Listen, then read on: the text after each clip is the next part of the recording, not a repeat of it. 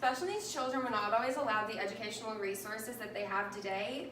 The development of special needs education has improved a lot over the past 4 decades.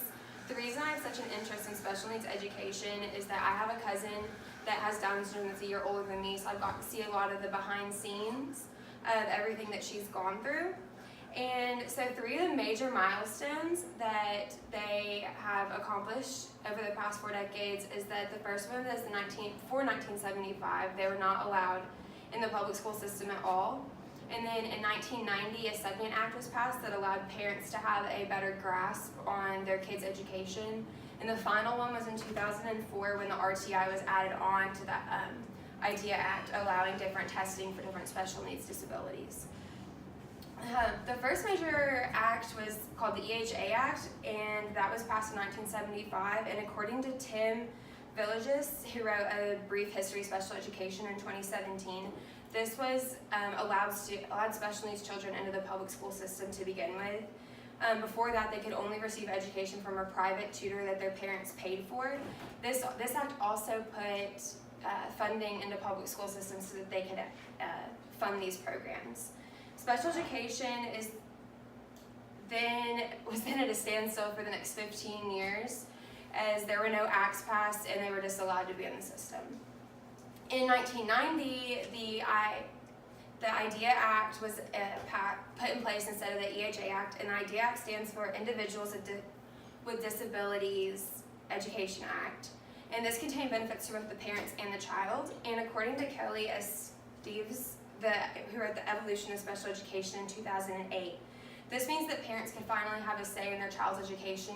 They got to see the plans that their children were about to take place in and that they were able to do something about it. This is also when the IEP came into effect, and this is the Individualized Education Plan, and this is each child have a different plan instead of having to follow one curriculum since they all had such a different level of understanding. I volunteered with the special needs at my high school, and so I got to see how IEPs was strictly followed and how it really did help each child. Next, we'll look into the additions of the IDEA Act in 2004. When the IDEA Act was reinstated in 2004, the RTI was added, which according to the History of Special Education in the U.S., which was written in 2016, the RTI was response to intervention, which was a new test that was allowed.